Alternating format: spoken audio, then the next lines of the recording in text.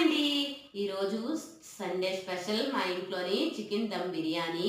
మేమెలా చేసామో చూద్దాము.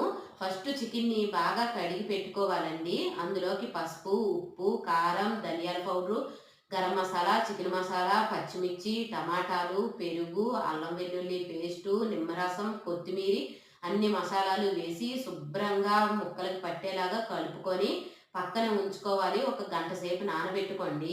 ఈ లోపల బిర్యానీ కోసమని ఒక పెద్ద పాత్ర పెట్టుకోవాలి. పెట్టిన దాంట్లోని ఆయిల్‌లోని కొంచెం నెయ్యి వేసుకోవాలండి.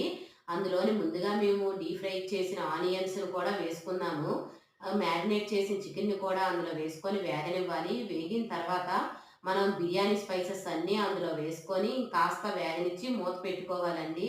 ఈ లోపల ఒక అరగంట సేపు నానబెట్టుకున్న బాస్మతి రైస్ బియ్యం ఉంటాయి కదండీ!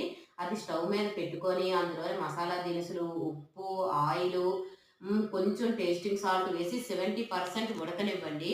ఉడికించిన రైస్‌ని, ఉడికించిన చికెన్ పైన 1/1 లేయర్ లాగా వేసుకొని దాని మీద కొంచెం కొత్తిమీరి, ఫ్రైడ్ ఆనియన్స్, బిర్యానీ మసాలా వేసుకొని మళ్ళీ ఇంకో లేయర్ లాగా వేసుకొని బిర్యానీ మసాలా, నెయ్యి, ఫుడ్ కలర్స్, కొత్తిమీరి, ఫ్రైడ్ ఆనియన్స్ అన్నీ వేసుకొని మూత పెట్టి దమ్ పెట్టుకోండి. సిమ్‌లో ఉంచుకొని. ప్లీజ్ సబ్స్క్రైబ్ చేయండి, లైక్ చేయండి. టేస్టీ టేస్టీ అయిన బిర్యానీ రెడీ.